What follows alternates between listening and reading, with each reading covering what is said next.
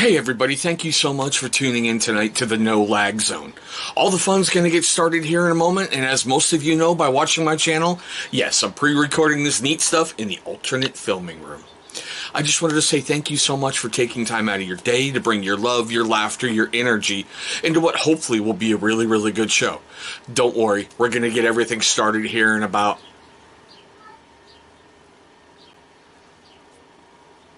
I wanted to be better with that, but I'm not, so you know this channel. Alrighty, guys, it's Tuesday. It's 1800 on the, West Coast. Whatever on the East Coast, who cares? And we have an incredibly special guest tonight. We're going to get right to him here in a moment. I mean, he's really, really special. Not in own parking lot way, but still. Okay, well, we'll find out. But tonight we're kicking off season 2 of the No Lag Zone, guys. We closed it out with a great veteran company in season 1 with Johnny Slicks. And tonight we've got a special guest. If I've got most of your highlights right, you're former Army, law enforcement, and now you are a very successful bladesmith. Yeah, close. Okay, well, I'm husband, getting there. dad, all the good stuff, But all right, Austin, I know in my little world, because with blades and everything, I know exactly who you are. But please take a moment, introduce yourself to everybody out there. My name's Austin McGlaun. I'm from South Georgia in the swamp. I am currently a knife designer for the Columbia River Knife and Tools Forged by War program. I was formerly a Columbus police officer in Columbus, Georgia. I was in the 101st Airborne, 3rd 187, Rock-A-Sons, back when I was in the Army. Now I'm just a dad, tries to make some knives. I like how now I'm just a dad. It's like...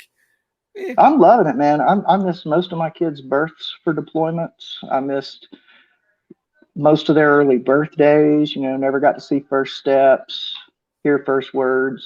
I mean, I was in Iraq back to back to back, just like we were never leaving there. I did, 7 years of a 4-year enlistment. So, yeah, it was a struggle. But now I'm just happy to be doing something that I love and enjoy. And being at a good VA that takes care of me. So, one of the biggest things, guys, that I really love and respect about him is he does a lot of work for veterans charities. You guys have heard me talk about StopSoldierSuicide.org here a lot on the channel. And I know I'm probably going to screw this up. Green Beret Foundation, Purple Heart Homes, and Oath, I think, are the big 3 that I'm helping right now. Yeah. And we're actually about to go live with 200 pieces in the pre-release run of a knife I can't tell you, but I will tell you that the charity benefiting from it is the Global War on Terror Memorial Foundation. Yeah. Michael Rodriguez chairs that, and it's basically we've been fighting the longest all-volunteer war in the history of this nation's country, and there isn't a memorial for it to commemorate those who gave their lives. Right. So 10% of the proceeds from the new design that's coming out is going to go towards them and help build that. Okay, so now I'm really going to have to stalk your page because I've got all your designs through the Forged by War set yet, so I can't miss one for the collection, Oh, you won't. I won't shut up about it once they let me start showing it around. I plan to sell that 200 like the day they get them. Well, I remember you did that with the Clever Girl folder where it was everywhere, so trust me, I'm going to be following because I want that thing. Well, I have a funny history with CRKT because I had never designed a knife for God or anybody. I'd made several on my own. But when the Clever Girl came out, we were at SHOT Show, and I asked them, so how many of these did y'all make in the first batch? Because I'm already doing the math, trying to figure out how much I'm going to contain. And they were like, we made about 500. And I said, well, what are we going to do tomorrow when we're sold out? And Doug Flagg told me, easy there, cowboy. If we sell 500 units of a new fixed blade from a new designer in the first year, I'll be tickled. And I said, if we don't sell 10,000, I'll be disgusted. And we sold out 3 times and sold 10,000 units in the first 12 months of full production. I don't doubt it because, hey, Eric, first of all, it's a great blade, the Clever Girl. I really love the Persian upswoop on it. I love the story behind it, how it got its name. That always made me giggle when it was like Clever Girl. And you're like, oh, well, there it is. Well, have you heard the story about where the original design idea came from? For the, like why it's shaped the way it is? Honestly, I can't remember. So why don't you tell that? We were dealing with an operation in Iraq, and I ended up having to about headbutt a dude to death because I was a saw gunner. Saws don't have a bayonet, and I was young and very stupid. So I bought a fixed blade knife and I put it on a drop leg holster to be super Rambo on the old Yeah. right leg. Okay. But I couldn't reach it. And I'm just trying to hold my saw, and this dude tried to wrestle with me for my saw. And I about had to headbutt that dude to death. And, after that, I said, it'd be perfect. A knife that could ride right here behind my mag pouches or my drum pouches, Right. and just be something gross motor you could pull out, use to get somebody off of you, put it back and drive on. So with that in mind, it has a narrow profile and it'll fit right behind M4 pouches or saw pouches on the IBM. And there's a hole in the bottom of it so that if you put it up with water, you can still blow it out with compressed air, rinse it out with water, and it'll blow Yeah. straight through. I did notice that with the Kydex sheath. I really like when they do that because it makes it a lot easier and it makes the blade, in my opinion, less prone to rusting out quicker. Oh, yeah. Anything that'll give it airflow and give it somewhere to drain is a solid decision when you're dealing with any kind of steel. Yeah, I've only had, in my personal thing with how I carry them, issues with two of the sheaths for your blades. On the Rockasan, I didn't like the paracord wrap because, well, I really couldn't get the belt that I like wearing through it. So I had to get a tech lock, no big deal. And the Duhawk is really, that sheath really grabs that blade. It's a struggle to get it out of there. There's a set screw at the end of it that's only hand tight coming from the factory. And if you take that out, it pops right out. Yeah, honestly, I removed that set screw. And I know I have to play with it a lot. So the legal team, or not legal, what do they call them? The people who carry Charities insurance, that was a dagger. And in the 11th hour, there was no hole there. There was no screw. It was designed to be able to quietly just push your thumb there and then pull it out, or just pull it forward and it would come right out because there was no screw there. Okay. But then they were like, there's just too much of a chance that someone's going to cut themselves with this, and we don't want to be liable for that. So if they want to take out the little screw, then they can take out the screw. And I was like, okay, fine. So when I can direct sell those, I remove the screw and I turn it back into a dagger again. So because it's no, please. It's all, they beveled it just like it would be sharpened. The only thing they didn't do was run it through the sharpener on that one aspect. So it is the work of seconds in my shop to make it shave. Billy, funny you say that because, yeah, I can show you. Here's the sheath for the Rockasan, and he had paracord crisscrossing across it. So basically, you could stash it wherever, and it's just an easy, quick deploy. And all my knives are. Yeah, there is the Rockasan, Billy. The reason I went with the paracord on that is, yeah, it's a struggle to get your belt through there the first time, but then it stretches the little bit that it's going to stretch, and it's still very snug. But I have broken everything from titanium clips to steel clips to I mean, if you name a clip, I've broken it. And when we were making knives at that point in time, my buddy Corey, we made the sheath for that. And then I picked him up off the ground by the sheath, and he weighs about $190, and I just started doing this like I was trying to do, bicep curls. Yeah. And it stretched the paracord out, but it never broke. And that was why I went with that. Plus, you can mount it like 9 different ways without changing anything on that lashing. Yeah, and Billy, I think I know right where the Duhawk is, so let me see if I can grab it. Well, if you don't, I do. Well, if you got one close, brother, grab it. Oh, I don't. It's downstairs in my safe. Well, then, no, you stay right there. Well, let's just say I'm not going to be able to move very quick. I got it. So I love the name, the Duhawk. Basically, there's a huge story behind it with Austin. And, oh, God, grandfather, is it? Great uncle. Okay. When I was a kid, my great uncle Donald Tanner, that was my mom's side of the family. I knew he was in the Army during World War II, but I didn't know what he did. I was a little kid. and he died in his late 90s. And our local little tiny town paper did a story about Miles McDonald winning a Silver Star for Valor at Point Du Hoc with the Rangers. Yeah. And I was just blown away because I've always been a history fan, and I was a history major in college. I knew all about Point Du Hoc, read a bunch of books about it. I've done papers on it. And to know that my uncle scaled the cliffs and, was part of that battle is just incredible. So I wanted to honor him, and we named it that. I mean, besides the fact it's a fixed blade karambit, which I love karambits, I think the psychological effect of having to deploy one of those if you need to like cut an insurgent is just insurmountable. But the story that was behind it, I'm like, it has to come. And plus, guys, if you've watched some of my videos when I talk about the VEF rations, the massive ones, I love that photo that you showed where someone paid to have them all up and basically along the front. And I'm like, my God, I would not want to get into somebody with that when it's like, oh, look, no, Yeah, the Tom Beck is an amazing craftsman, and I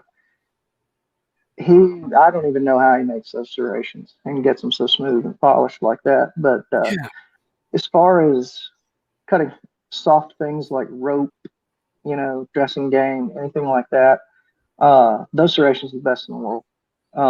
Billy, I'm sorry. SHOT Show is in like 4 weeks, 2 hours away from him, and he's got to work that weekend.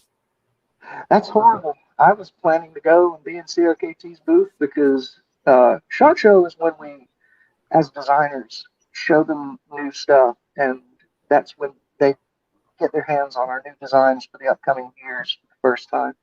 But I recently had a foot injury that got it, and it went from, I think that's getting infected, to in the hospital for 7 days with emergency surgery and a massive blood infection in about 36 hours.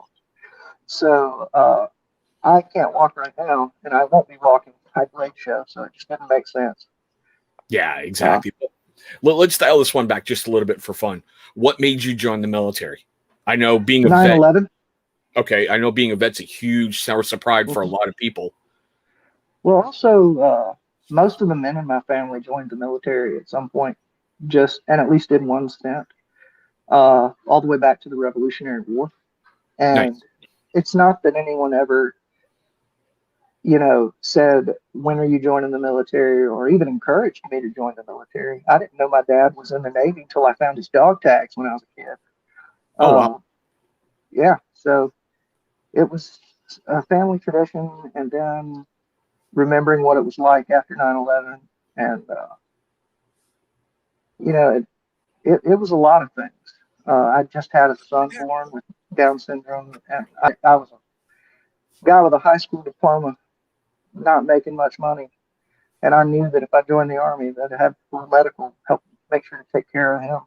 And so it was a lot of things. I can't even say it was any one thing in specific, but that got me in the Army. Okay, and you joined up, I think you said, as a 92 Alpha. Now, explain that for everybody in the chat who's non-military related, because most guys, if you don't know, most jobs in the Army, the Marine Corps has a different designation. The Navy's got a weird one, in the Air Force, we'll pick on them later. But in the Army, you've got a 2-digit code and an alpha number right after it, usually. And the alpha number designate what tier of leadership you are. 92 Alpha 10 is, you bring a private to specialist. 20, he's a sergeant. 30, he's a staff sergeant, and so on. But that's automated supply and logistics. Also, apparently, satellite comms, because I was one of the Army's first subject matter experts on the CSS-BSAT system. But yeah, it was funny because I go through basic and AIT, and I'm expecting to go to a warehouse and work, and I got to the 101st right before they deployed. And they got you in a big room just waiting for different units to come pick you up at reception. And these two guys in this busted up old Humvee came and picked me up. And I said, so what unit am I in now? He said, you're in at the time, I was in the second of the 187 Raider rocket songs. And I'm like, what's the rocket songs? Do you figure it out? I was talking with you a little bit earlier. He said, yeah, it's funny because you get all this logistics training and then find out you're just going to be a gun truck gunner and a heavy machine gun operator. And I had never disassembled, reassembled for headspace and time the 50 caliber machine gun until we were leaving Camp, New Jersey in Kuwait to drive up to Baghdad. So, the Army's mentality of round peg, square hole, just hit it harder real quick. Exactly. Oh my God, that's perfect. Yeah, I didn't do my job in the military until my last deployment because at that point it was getting to be where, I needed to make rank and I couldn't go be an E692 Alpha that's in charge of a $20 million warehouse. Yeah. Having never been a 92 Alpha for real. But yeah, the Army do what the Army do. Very, very true. I mean, very, very true. So after you got out, what made you pursue a career in law enforcement out of curiosity? I thought I was still tough, still a big warrior. I wanted to help people. I still had some faith in humanity.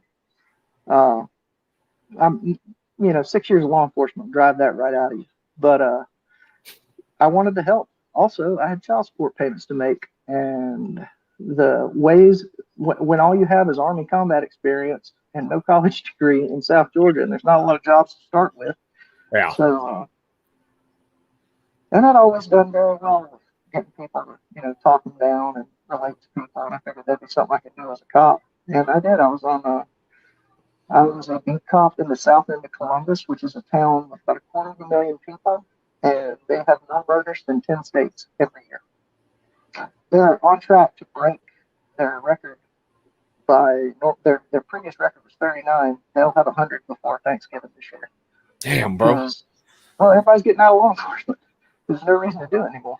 Well, okay. Without going too far over the edge, I get it with like everyone screaming around, defund the police, screw the police, whatever. I have always believed that anybody who puts on that badge and becomes part of the blue, you need the best tactical gear possible. You need the best training possible because 9 times out of 10, you're outgunned if you have to show up on a scene. Oh, yeah. My wife lit the mayor up at one of the city council meetings because she said, I want to know why my husband got silent dispatched to multiple cars full of people with AK-47s in a running gunfight by himself with no backup at 2:00 in the morning in the projects. Why is that a thing that happened? And yeah, we got in trouble for that. But what are they going to do? They're going to send what they have. And when it came down to it, there at the end, especially after Ferguson happened, I had a body camera of my own that I bought like a year before Ferguson. But, I was killing myself working 100, 200 hours of overtime a month for people who would piss on me if I was on fire. Yeah. And finally I was like, if you don't want me here, I'll leave. Yeah, it's Billy Rogers. He is a corrections officer in Georgia. That's a tough road to hoe. But it just like in one shift, I dove in the Chattahoochee River, which is the river of death in Cherokee. And it's full of Atlanta pollution and everything because a young woman had walked into the water with her infant, none of them knowing how to swim, fell in. And I swam for 30-something minutes, just rescue swimming, where you come up, get 2 breaths, go back down, and with alligators and water moccasins trying to find that woman and her baby. My very next call, they told me I was a racist and pig because I was a white cop. And I was like, all right, I'm out. Damn, bro. Well, much respect for putting on the badge, especially after you did service as, in the military. And I've known a lot of people who seem to make that transition after they get out. They want to keep serving. They want to give back. They want to do things. And a lot of people I know go into either law enforcement, fire, or EMS. Yeah, most of our departments for our service Army, because you got Fort Benning right there, and a lot of people retire out of that, or the NSA has their largest training facility there. I mean, there is just a lot of federal government stuff in and around Columbus, Georgia. So guys get out of that and they want to find something. They think their skills will translate some, and they go into the police department. Out of my squad of 7 officers, only 1 was not a veteran.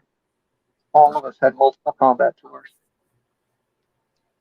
God, this is going to sound screwed up, and it's about the only way I can phrase it, so forgive me.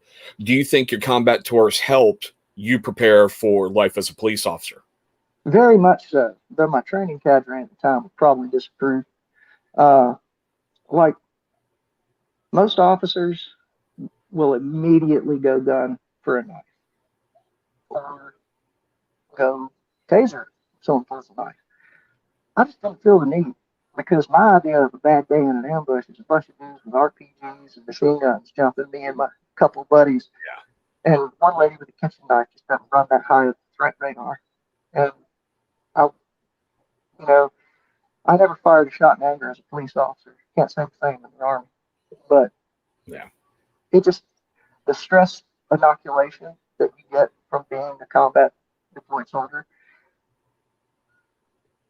just nothing could peg too hard on the radar. You know, it was easy to keep a calm head when you're making decisions, when you're having to drive fast, or deal with somebody with a firearm.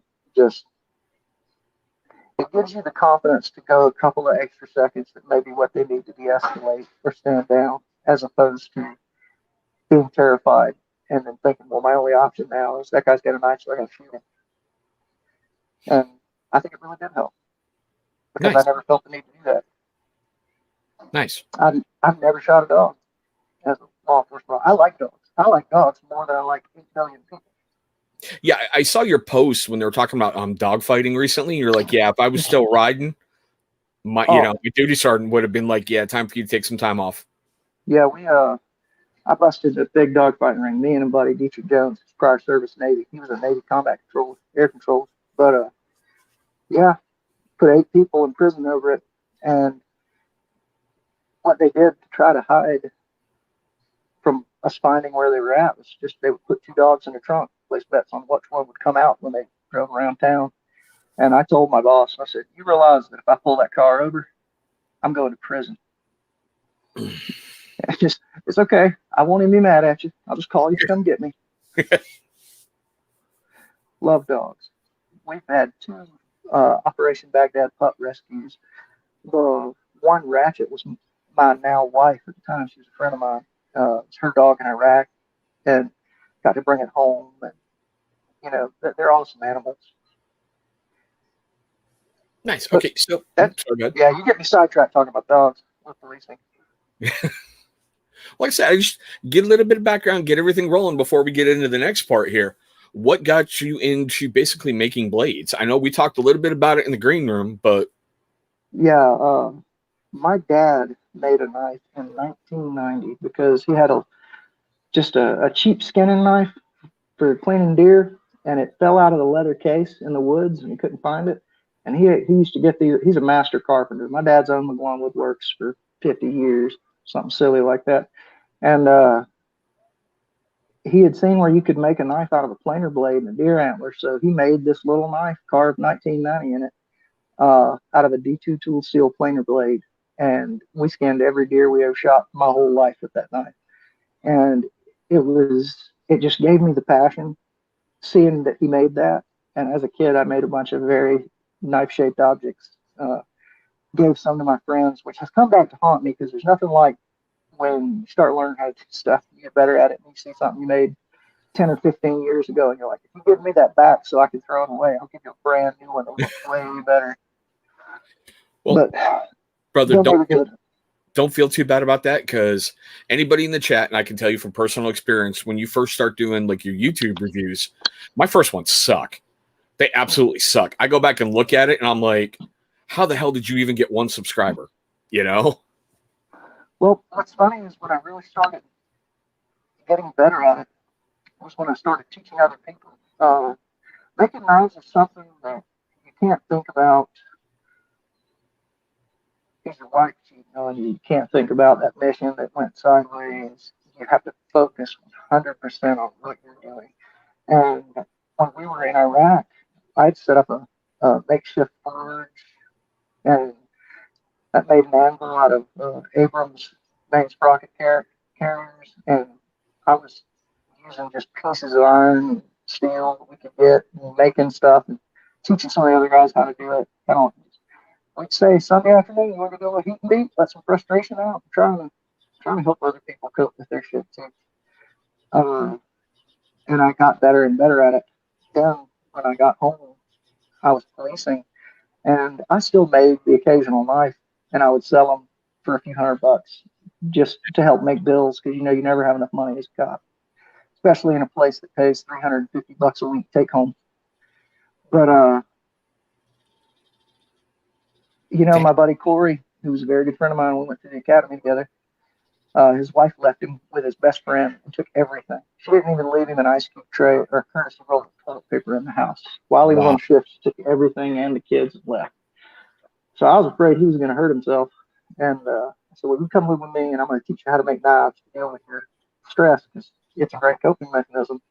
And he started making knives, and then we just started getting on YouTube and learning from different makers, because everybody in this entire industry not only will help you, they love to help you. Before I'd ever made my first fixed or folding knife, I ran into Alan Foltz at Blade Show, and Alan's a damn gentleman, lives in Florida. And I said, I love them broken knives you make, but I don't know how to make them broken like that, and I'm way too stupid to learn. He said, no, you're not. Just come down and stay at my house. I'll teach you how to do it. Man, I came down there and stayed with him for about a week, and he took me by the hand and walked me through how to make a folding knife and how to source the materials and stuff for it. And I mean, it was just incredible. And that was the folding Clever Girl that ended up going into production, was the one he taught me how to make. Once you're in it, everyone wants to help you. If you ask somebody, man, how are you doing that dope acid etch that you do? Oh, it's easy. Do this. Here, let me film you a 45-minute video while I walk through all the steps. I mean, it's just incredible. Nice. We had these guys who were 70, 80 years old that in Columbus that had, like Bill Snow, he'd made knives for longer than I've been alive. He makes like 5 knives a year, and they're worth like 20 grand a piece. But it's because of the name and his reputation behind it too, right? Also, they use like real ivory, real gold. I mean, Okay. they're making some fancy stuff. But yeah, name and reputation is part of it. But it's just, when we met them, we're like, hey, we're getting into knife making. Dude, they had us come meet up with them every Tuesday to have lunch and just shoot the stuff and ask them questions about knives. And because we'd be working all week screwing it up and trying to make our way through knife making and figure stuff out. And then we'd go down there with Bill, and he would help give us the wisdom. Nice. Hell, I wouldn't even be designing with CRKT if it wasn't for Ryan and Johnson taking me over there and getting my foot in the door. Okay, so now that you open that one, I was going to eventually get there, but let's get to there now. You've got what? Hold on.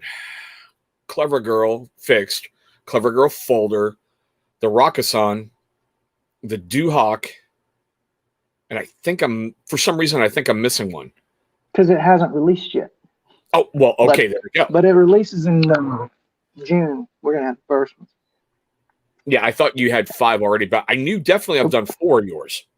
And as far as I know, outside of Sergeant Major Sororis, I know I'm probably saying his name wrong. I think you've got the Soroy. Yeah. Soroy. Mm-hmm. Darren is one of the coolest dudes you will ever meet.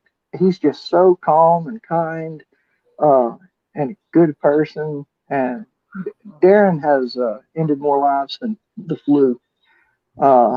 Like he was such a good special forces dude that when he quit being a special forces dude, they would only let him retire as long as he volunteered to stay at Fort Bragg as a civilian GS position and continue to train special forces dudes, because he was that good at it. See, one of the things about the Forged by War series is you guys are making tools or weapons or whatever that you wish you had on the battlefield. The stuff that I've seen most from him are axes. And I'm like, wow. I haven't seen much of Darren. Most of Darren's work is daggers of various types and some pretty cool folders. But one who's all about axes, Elmer Rauch. Right. Okay. Yeah. Elmer is a gentleman of the First Order as well, and he was a draftee in Vietnam. Ended up doing 2 tours over there, but Elmer, they were wanting to find people who had natural ability to walk around in the dark and make the Vietnamese scared of the dark like they were terrorizing the Americans. So he was part of an outfit that got selected because he grew up in the Appalachians, and he makes about as much sound walking through the leaves as moonlight falling on snow. And he would go out every night with a knife. They would search him before he would go out to make sure he didn't have a gun on him. And he would use that knife to remove 2 or 3 people off the trail every night. Yeah, because And the Sangrador is just it's a phenomenal dagger. It's got one purpose in mind, and that's to end somebody, you know? yeah, the Sangrador was pretty cool because I talked to Darren about it. Darren was saying that, he liked the traditional commando dagger, but he wanted it to have a stouter tip, and he wanted it to have some serration for cutting cordage and stuff. And Yeah. so he incorporated all that stuff into his design. And It's a great design. And if you haven't seen it, he makes some handmade ones that are out of this world. well, I've seen some of those on like the little I don't want to say promotional video that CRKT did, Mm-hmm. but that's where I've seen like a lot of his other work was in that video, and I've got his rasp, and that's just phenomenal. Yeah, I love the rasp, especially if you want to like give your groomsmen a cool knife, because that solid steel side is perfect for laser engraving. And True. it's solid. The lockup is solid. The action is smooth. It's got a nice long straight cutting edge. Um, yeah, I like it. Now I know. Sorry, go ahead. Good. I'll say I think I have one in my safe. Nice. The one that I bought, I sent to a buddy of mine who's still deployed in the sandbox. So I told him, when you're done with it, send it back. So, just keeping him safe, keeping him going. I know that every single blade in that Forged by War program that you guys are able to donate to a charity, and it says it's yours of choice. What made you pick those 3, the Green Beret Foundation, Purple Heart Homes, and Oath? Well, I picked the Green Beret Foundation because I was friends with Michael Rodriguez, and that dude's alive today because of how awesome Green Beret Foundation is and how they stepped up to help make sure he got the care he needed. Because it's like no safety net at the circus. When you get back from a deployment, and especially for guys who are stop lost or are getting medicaled out, it takes a while to get all these support things in place. And there's a lot of programs that you got to know about to even get. But the Green Beret Foundation really stepped in and took care of him and got him some experimental therapies to help treat his injuries and his PTSD. And because they were doing such solid work with him, I wanted to support them. If you help a buddy of mine, you're my buddy. And Right. then Darren Soroy is actually on the board with Purple Heart Homes, and he was telling me about the organization because his knife was supporting it, and about how they, you got these guys who are 18, 19 years old, and they don't have any credit history or job history, and now they don't have any legs. And a lot of them end up homeless. Well, they partner with Bank of America and get these foreclosed homes and just fix them up right, make them wheelchair accessible, lower the counters, whatever that person needs. They'll also come into where you have a place to stay, but maybe you don't have air conditioning or heat, or something else is wrong and you can't afford to take care of it. And they're like, don't worry about the cost, you already paid it. It's been an awesome thing to work with those guys. And while we were at SHOT Show, because I go every year with that, other than the COVID, and we were at a Warrior Night dinner, which is a very prestigious event that the Special Operations Charity Network puts on every year. And there were 3 Medal of Honor winners in there, and half a dozen congressmen. I have no idea. Steven Seagal was there, which I don't even know what he was doing there. But I was there with friends of mine like Gary O'Neill. Gary O'Neill's a really good buddy. He's crazy as hell, but he's a good dude. And Oath was the main beneficiary of the charity that night. Well, I got to meet the guy that does it, and they're doing a lot of really good work to show guys who don't have legs now or don't have arms that there's still a whole wide world of nature out there and hunting, fishing that you can still do. You just need the right tools, and they help put them in contact with that. And they do a lot of counseling to help with PTSD. It's an incredible organization. And the best part about it is Gary, this like the senior guy, we about had to threaten him with violence to get him to get a new truck because he was running around in this old beat up white pickup truck that had 1,000,000 miles on it because he doesn't want to spend any of the charity's money. It's a national charity. There's some in every state. And then, they've got their mission health and veterans, but their main base is Texas. And when that hurricane came up out of the Gulf and smashed Texas, Yeah. they were flying in crates of water, pallets of toilet paper. They were out there going into veterans' homes and ripping out wet sheetrock before it could mold and rescuing people. They were there before the National Guard. They were still down there helping after they were gone. So it was incredible to see how they mobilized to help their fellow Americans in a time of need. And I said I definitely wanted to make sure that I helped support them. Now, guys, a lot of these blades and a lot of these designers that we've been talking about tonight, you're going to find on my channel under the Forged by War playlist. Now, granted, I've got everyone that's been released so far except the Septimo multi-tool. I'm on the fence about that one. I love the Septimo. It's been one of my greatest everyday carry blades for a very, very long time. Simple design. Sorry. I've been desperately trying to get one of those multi-tools, but every time they get more, they instantly sell all of them. It's never in stock. Well, I don't feel so bad then because I've been on the fence about it. Like I said, I love the Septimo. Great basic design. It takes a beating, but I just can't see it with a pliers. I'm like, for me, I'm struggling with that, I'm going to get it because I want the whole series and I want to help support my brother's charities. And I just cut you off again, so sorry. Go ahead, bro. No, I cut you off. I had indigestion. Yeah, but all those blades, they're out there. Go check them out. Every purchase you make of one of those blades, it helps a veteran charity. And if I got this right, I know you said you have one more coming out, but CRKT has no plans on dropping that program, and they're coming out with more stuff. They're guaranteeing a minimum of 3, but usually around 5 every year. New designs coming out of that program. And they were the first people in the industry doing it. And then Kershaw started trying to do a thing that's kind of like it, but not quite. I think SOG started a similar program. But CRKT was first. And to date, we've donated well over $1 million to our assorted charities. So, yeah, that hits you right in the feels. And it's crazy. It's so simple. It doesn't matter where you buy. If you buy one from me in my Facebook group and I sell you a folding Clever Girl, Oath is still getting paid. If you buy one from Amazon, Oath is still getting paid. If you buy one right off CRKT's website, Oath is still getting paid, because where the donation is done is when whatever distributor buys from CRKT makes the donation right there. So it doesn't matter where it goes after that. And because that would be a nightmare to try to keep track of making sure that Bass Pro Shop was donating and Amazon was donating and every mom and pop reseller was donating, because they know when they do it right there that it gets done. Right.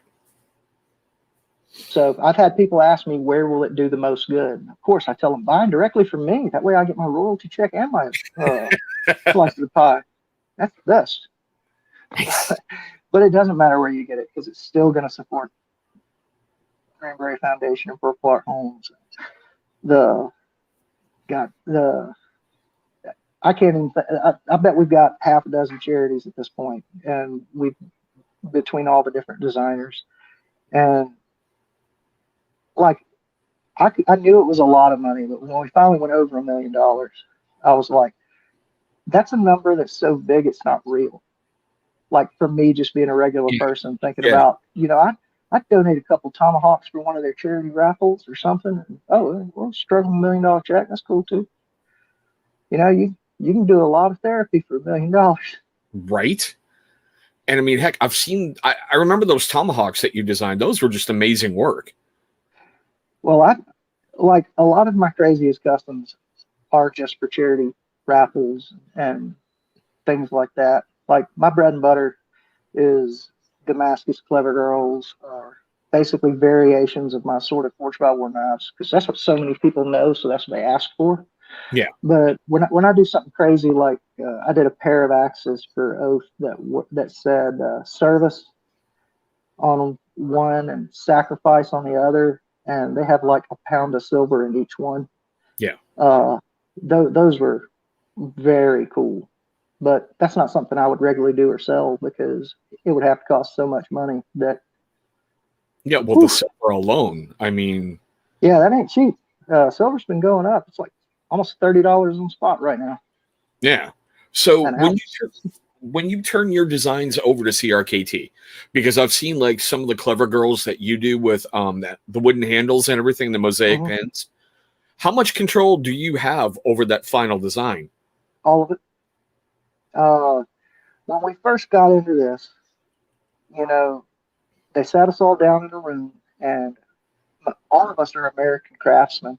And one of the things that we were all really concerned about was making sure the quality control was kept up. Because, as I told them out the jump, you know, if it's going to have my name on it, it's going to be right. Sweet. Because these aren't knitting needles. This is people placing their lives on the line, believing this is going to be a good product and it's going to be there for them. So if I decided for some crazy reason that me and CRKT were going to get divorced, that would just be that. But through the whole process, I can still make all my knives. They encourage me to make cool one-offs or batches, just because when I do that, it shows how much market value the piece has. Right now, I'm doing 20 of them for Smoky Mountain Knife Works and Damascus Clever Girls. Their CEO is an awesome dude too, and doing little fun stuff like that. Like they just let me run with it. They don't care. The more fun that I have going out and making changes and doing stuff to push the brand, the happier they are. So it was your goal to put the deadbolt in the Clever Girl folder? That was really funny. It was a liner lock because that's the only kind of folder I know how to make. Well, Ikeo Flavio had just invented the deadbolt, and we were all the way to the pre-production phase. Like it was now or never time where they're making them when we called them after this conference call. And they showed me a cell phone video where Flavio had one of his like apprentices dangling from a knife in an anvil vise they had mounted to a ceiling joist, and he was bouncing on it and it wouldn't break. And I thought that was incredible. And then they gave me one, passed it over, and I took it apart, started looking at it. And I said, is there any way we could put this in the Clever Girl folder? They said, that's what we wanted to ask. If you put, yes, absolutely. That's what we do now. Make it so, number one. Just because, I mean, that's the strongest lock I've ever heard of. I got several, like I got one of the original shocks to test, and they told me to break it. And I have a 250-pound Peter Wright anvil and a big old chain like you would pull a semi truck with. Right. And it was all that me and my apprentice could do to pick it up and drop it on that knife. And it didn't even blink. Didn't even get blade play. You could just see a little dent in the carbon fiber where the steel bar that was keeping it from shifting out of the anvil vise with all this weight on it. But no blade wobble. We did that test, and then we hung my buddy Tim off of it. He's a nice fireman fellow. Let him bounce on it. It didn't get any blade play. Then we put it under my 20-ton press and turned a hickory pickaxe handle into hickory coasters. And it was still shaved, and I was like, yeah, this is awesome. Oh my God. I could just see that. It's like, yeah, let's get it. That did have one. It was funny. They had to recall all those shocks because I did discover one flaw. These are $700 knives that they're sending out. And, when they sent this to the manufacturer, it's a very precise list of this component will be made out of this. Yeah. This component will be made out of this. This component will be made out of this and heat treated to this standard and tolerance. But apparently no one put in there what the actual body of the thumb stud needed to be made out of. And it just sheared right off, flipping it open. And they recalled, and CRKT jumped all over it. They immediately apologized, recalled every one of them, replaced the thumb stud with a much sturdier version. I still have the broken thumb stud in my shop. And it was so funny because they knew that I had been sending them videos from my phone while they were at work as we were just trying to break this thing. And they knew it was doing really well. And then I said, well, I got bad news. And they were like calling me and freaking out. I said, yeah, we're going to need to get them thumb studs replaced. You know, if that's the most that happens on a lock that's got 5,300 inch-pounds to break it, like they put it on a machine, Yeah. and it took 5,300 pounds. You as a person can't generate 5,300 foot-pounds of torque. You cannot. I mean, with pulleys and levers and some mechanical apparatus, possibly. I would also like to point out that that lock and that folding clever grill is the only knife I've ever seen Cold Steel test and say nice things about. I'm so proud of that. It's like, oh, I'm going to call my psychic. Hell froze over. He's walking around, little chest puffed out. That's right. Look. That's right. They said nice things about my knife. All right, Matt. Now I got a couple weird questions for you. Seeing how we're coming up on that hour mark, and we're going around that time. What would you say was the best thing about joining the military, and then followed up with the worst thing? The best thing about joining the military was the brothers I got for the rest of my life. Like, that is hands down. Any one of my soldiers knows that they could call me at 3 a.m. this morning and I'll pick up the phone and talk. If they need to come get them, I'll come get them. Because the kind of bonds you make there aren't like anything else in the world. The worst thing about joining the military was the busy work. Yes. I didn't have 12 straight months of at-home time my entire military career. 12 months of dwell time, not once in 7 years. So when we're at garrison and they're like, well, you're getting paid, so you need to do Army stuff. Go out there and turn the rocks over in the motor pool, or let's all go draw our weapons and clean them. Or no, empty that Connex out, lay it out, now put it in then that put the Connex back. Yeah. I was like, bro, can I go hang out with the wife and kids I hadn't seen in 18 months for a little bit? The stupid busy work was the worst. I got to agree. I really have to. All right, everyone, police call. Let's go pick up the parade field, Oh, yeah. Cigarette butts. Pick them up. Sweep the motor pool. You're right. All right, let's follow that up. Sorry, yeah, go ahead. Let's follow that up with the same question with law enforcement. Best and worst. Not worst call. Okay, because no. Because you don't want to go there. No. I will say this. I saw more dark shit policing than I did early in the war in Iraq. I got shot at more times policing than I did during the stand-up fighting in Iraq. The worst part was the citizens. Man, they hate you. They all hate you. The ones that go, but I like you off, they hate you too. Because all of a sudden there's someone who's being bad and has to be, this is the rule and you can't do this. Yeah. And a lot of people don't like that. The best part about it, in spite of all the bad shit and all the hatred, when you get to help a child, or nice, you get to be there and change one person's mind. Those are powerful moments that you'll never forget. The problem is those beautiful moments are vastly outweighed by, I pay your salary, don't you have any real crime to go deal with, I hope you die, that kind of stuff. And it wears on you. It really does. And finally, you get to a point. My last night policing, I had to sit there in front of a barricaded shooter for 20 hours and not return fire while she kept taking pot shots at us. And that, I knew I was done policing at that point, because I said, you know what? If you start shooting at me, I get to shoot back. It's only fair you started. Yeah, rules of engagement. If I'm not going to be allowed to do that, I'm out. You I know, get I got my family and wife and kids to take care of. Everyone else can look after their own. I get that. No, I seriously get that. Now let's go with bladesmithing. Favorite worst part? Well, favorite The slash worst part. the best part is slash my favorite part is when the big checks start rolling Congrats. into the charities Good job. and we get to see, you know, that we're going to get to help people because the charity aspect, you know, if CRKT had budget issues and they either had to stop paying me or stop paying the charity, I'd tell them to stop paying me because nobody is going to help a bunch of dumb grunts like a bunch of dumb grunts. Not Right. the government. It's not any institution. It's each other. Because only each other understands what it cost us and what we lost.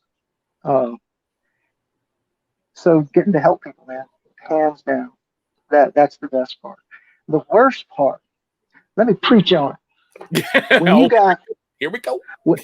when you got $100 piece of wood that's the size of a playing card, and you're trying to sit here with this natural material and pair it up with this beautiful Damascus piece, everything's going together, and you don't have any extra to screw this up, and you just hear crack, or when you're quenching the Damascus and you hear ting, Yes, yes. there's still knives in the corner of my shop from where they were thrown because you know, heat treating isn't a science, man. It's an art, and it can come down to you can't hold your mouth right. I swear. John Hutchinson, he knows more about heat treating tool steel than anyone else in this country. And I had a batch where we did everything right. I mean, laser thermometer in a even heat oven, everything should have been perfect, and the steel was not hard. And I said, John, what do we do? You know, the USN show is in 5 days, and we need to heat treat 140 knives again. How do we fix it? And he said, so you did it in an actual heat treating oven? I said, yeah. I said, all right, get you some quenchant solution and do it in a forge. Just pretend you never did it. And I was like, why should that be any different? We're still doing the same kind of heat cycles, quench cycles. He said, don't ask questions, just do it. And by God, it did. Fixed all of them for the most part. And he's the one that told me, he said, heat treating's not like math, it's like voodoo. You need an old priest and a young priest and some brick dust and hope A the gods are virgin. with you. Because you can do everything right and hear that very expensive piece of material, and it's ruined. Okay, so here's your stupid question of the night for a bladesmith. You ever Yeah, watch Forged in Fire and just go, I can do that better? I don't watch Fortune Fire. I know all the judges personally. I know a lot of the competitors, and that's not a show for me because my bullshit threshold is really low. And because it's a TV show, they have to ratchet up the drama. And the way they do that is like give them mystery steels to work with. And I've seen, you know, real pros go in there and their shit just snaps and heat treat because if you don't know what exactly what metal you're working with, then you don't know how to anneal it. You don't know how to temper it. You don't know how to properly do its entire heat treat because, you know, this one's a air cool. This is a plate quench. This is an oil quench. This needs to be cryogenically heat treated or this one needs to be in the salt magma bath. They all these different types of steel, and if you don't do it exactly the way they want it, they will shatter. And putting in that extra stress is bullshit. But and it's not that I have anything against anyone in or with that show. It's just not my brand. No, And I get it. It's one of those, if I didn't ask, I was expecting somebody in the chat to ask, or I know I'll get it later no, on it's cool. after I I post this get stuff. that question. I get that question 2 or 3 times a week on Facebook about going on Forged in Fire, and it's not like it annoys me or anything. It's just not my bag. I would happily go to any of them dudes' houses and swing a hammer for them at any time for no money. But as far as going on TV, my wife's already hates it because we go places and people recognize me. And so it's always these weird, big, bearded murder machines that want to come up and say, hey, yeah, those are my people. Here we go. Finally, we get someone popping up with a question. Bobby wants to know, what's your favorite blade to make?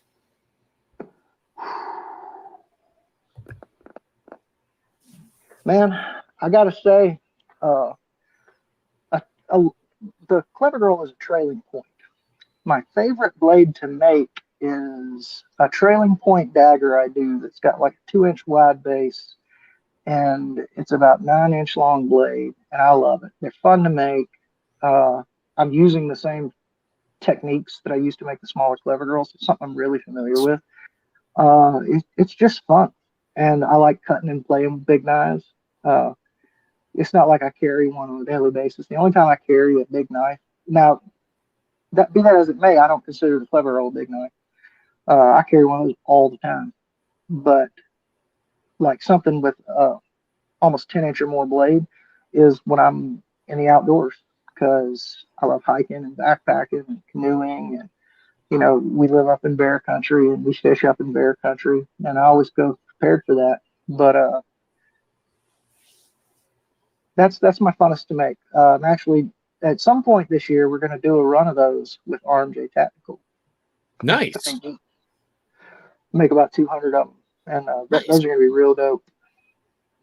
Okay, now I get this question thrown out a lot, and people don't seem to believe my response. So, guys, we've got a damn good bladesmith here. Damascus, is it a steel or is it a pattern? It is a steel. And here's my justification for that. All right. The way it bonds, once you've taken all the multiple layers, they've been folded and hammered. The difference in them being an alloy versus a steel would be like it would be the pattern if it was something you laser engraved onto something. It would be an alloy if it was so folded and mixed that when you introduced a ferric chloride etching solution, it would all etch the exact same shade and tone of gray. But because it's connected. It's not like you can sit there with a potato peeler and take the Damascus apart. Now, cheap Damascus that had flaws in it. I mean, I can't tell you how many Damascus knives I've made in the last 10 years. Using my Damascus, using Alabama Damascus, going to Alabama Damascus. I've been to Alabama Damascus and made Damascus with the team there and seen how they do it. And they're probably right now, if you're talking about people who produce a lot of Damascus, they make the most durable stuff I've ever dealt with. But by the time it's got several hundred layers, not folds, that's dumb. I get a lot of the people talking about I need 1,000 folds and blah blah blah. I said, you know how they make masks, right? You just take a stack of these different steels, put a little weld down the sides, and they stick together. And then when you fold it once, well, now it went from being 12 layers to 24 layers. You fold it again, that's 48 layers. It's not 1,000 folds, but yeah, I enjoy Damascus and I like cutting with it because, especially cooking, like processing meat, Damascus steel, just in my mind, it cuts better than any other steel. Like I can hone it up so that it's sharp enough to cut emulsions. And as it wears, you almost end up with these little micro serrations along the edge because the stuff with higher nickel content that's shining is going to wear a little deeper than the stuff with the higher carbon content that's turning those darker shades. What we got here? Hold on. Bobby's saying if you ever get a chance, his buddy Andy Garrett with Garrett Knives on Facebook has him in awe of his magical artwork of knife making. I'm telling you, he's amazing at everything he touches. Well, I'm pretty sure I've met Andy Garrett before, and his wife, if that's who I'm thinking about. But man, I love knives. I like mine. I like other people's. Most days, I don't even carry one of mine because if a friend of mine, if I get something from him, that makes me think about my friend when I take it out and use it. Good point. And yeah, like I never not want to see some other dude's knives. Like, and if you'll notice in my Facebook group, the McGlaughlin Designs group, man, I share other makers there all the time. Yeah, I have noticed that. If I find someone who's cool and he's a good person and he makes a cool product, I want everyone else to know too. That's awesome. There's more than enough seats at the table for all of us to eat. I have Thank you. months and months backlogged. At no point in my knife making career have I ever been completely caught up. And that lets me know there's plenty of business for all of us. And I don't want just me to succeed. I want everyone to succeed. I want us to all get to the end of this and have money fights with each other and play bumper yachts. At the end of Yeah, the day, it's all about taking care of our families and each other. I agree. Okay, And sorry. I only got a couple more for you, then we're going to wrap it up because I hear my kids loading Nerf guns. So that means it's Nerf family night. So you I got the think, wallet. Remember that. yeah, and I've also got You're an one automatic. Walmart. Oh yeah, about to say I had to lay the law down on the Nerf things. I got the wallet. I'll go to Walmart and come back with a chain gun. Dude, But go ahead. What are your questions? 12 of them in that automatic one back there. I got fire superiority. I don't, Accuracy by volume. exactly. Daddy, don't play. I think I'm going to know the answer to this one with what you just said a moment ago. But what is your favorite steel to work with? I bet you'll be wrong because my favorite steel to work with is 1095. High carbon. And yep, 1095. K-Bar made a million knives to stop Germans with back in Yeah. the World War Yep. out of it. You can make anything from, depending on how you heat treat it, from an axe to a chef's knife. And people who talk about it's not very corrosion resistant, I want you to go look at bearing made blades. They use 1095 almost exclusively, and they can get such a high polish on it that shit don't rust. I know because I had one of their push daggers for 3 years behind my mag pouch on my police duty belt. And with my fat ass sweating in Georgia in the summer, policing in the middle of the day, Yes. trust me, if it was going to rust, it'd rusted. So you can achieve very good hardnesses, and it's a very resilient steel. It's also very forgiving to heat treat if you're just getting into making knives. So it's my favorite. And I know a lot of people are steel snobs and they only want the flavor of the month, and that's fine, whatever. I can make you a steel knife out of 1095 that you can sharpen, on a cheap $2 Walmart honing stone. Yeah. Or I can make you a knife out of 3B that you will not be able to sharpen without having a 2x72 grinder and some ceramic belts. Just period. Because you could sit there and whittle that diamond sharpener down to nothing. Because it's just, their knives, they're so abrasion resistant, so corrosion resistant that you're just not going to be able to sharpen them without industrial tools. Bobby, I will be checking them out. I do have Facebook, bro. Okay, so yeah, I'm going to check them out too. Let's ask least favorite steel to work with. I know every knife maker has one that they just hate.